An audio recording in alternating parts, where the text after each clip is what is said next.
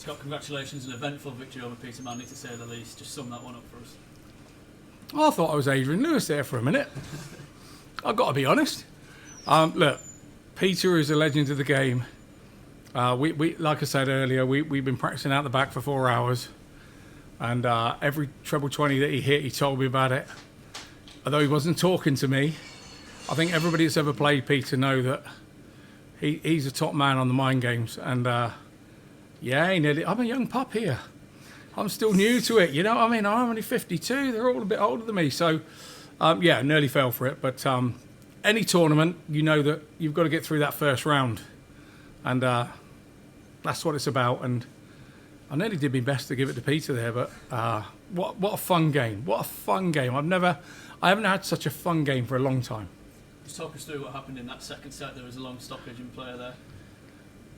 I knew it was coming because obviously we've had a few. You should have said the bull-up out there. The bull-up was so entertaining, and then you go out there and you think, well, hang on a minute, he might be right here.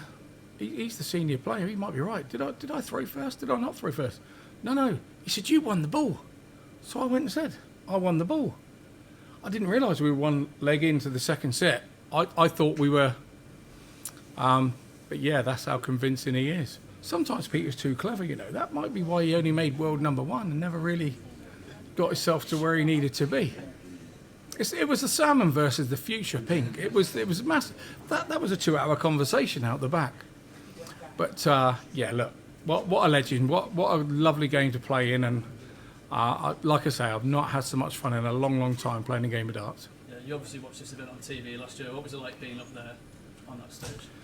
Well, I think I've got a relationship with everybody that's here. That's the thing. And whether it's a player or whether it's Helen Verse interviewed me in 2007 at the UK Open, my first TV event, and there's just so much nostalgia here for me. You come to a point where you're in your twilight years, and you look back on what you've achieved and what you've done, and everybody here. My favourite 180 caller is Paul Hinks. I was trying so hard to hit a 180 because I wanted him to call a 180. So you shouldn't let that get in your head. You should go and play the game. You should go and play for the money. But that's not what it's about here. This is a totally different ball game, and I'm pleased to be now. I feel like I'm in the tournament now. Coming here off the back of 2 years on the PDC Pro Tour, where do you feel the game is at the moment? Does that give you a competitive upper hand that you've played at that high standard for the last couple of years?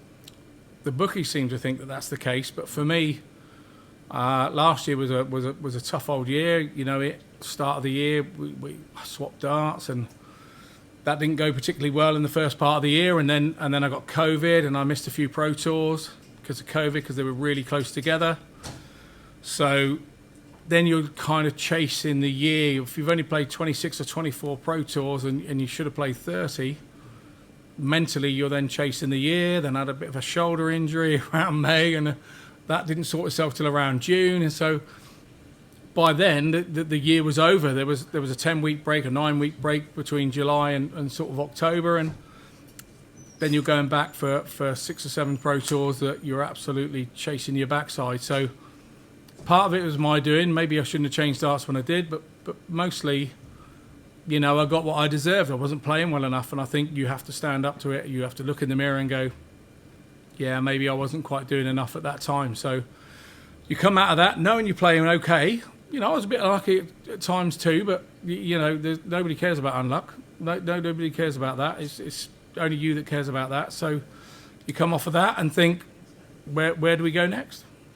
Being spoken of as one of the big favourites coming here this week, does that add any extra pressure at all on your shoulders? Yeah, of course it does.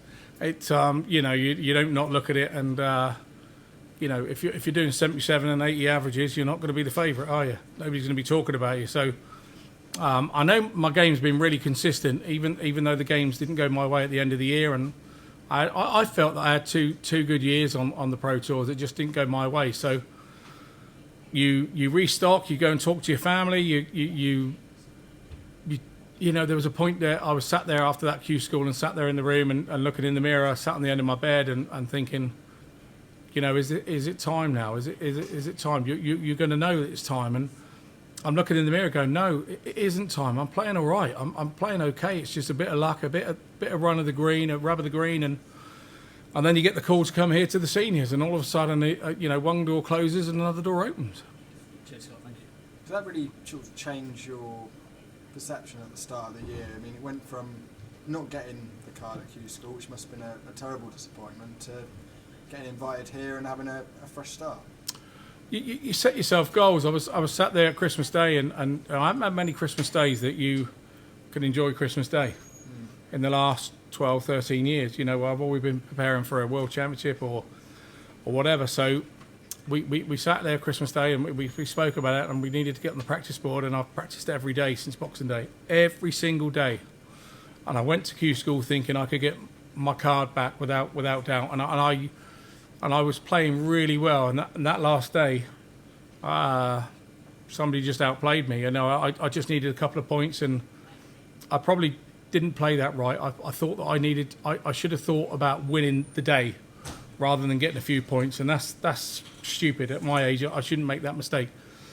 But it happened, and you then go off and see what's the next best option, and maybe I've accepted an invitation here. Maybe I should have been trying to qualify for the Euro Tours this weekend as associate member from the Challenge Tour, and this is where I've put myself. I've put myself in positions where things are going to clash now, and tournaments are going to clash, and I'm going to have to be pretty clever to not allow that to happen. So probably the most complicated tour year of my life is coming up in 2023.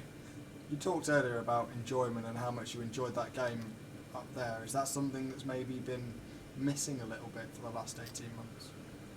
No, not at all. I think I've enjoyed it. I've been around some good mates at the Pro Tour, so you know, it's not something that I've always enjoyed going and seeing them and being them and being with them. So it's just I'm gutted that I'm not back there with them. I feel that maybe you look at like Josh Payne and people like that have taken a step back and had a year out, and I take inspiration from people like that. And you know, I want a total card back. I know that I'm not playing that bad. Tonight I wasn't good. Tonight I wasn't good at all. It was. But look, I'm still in, and there's a chance for the good game to come out.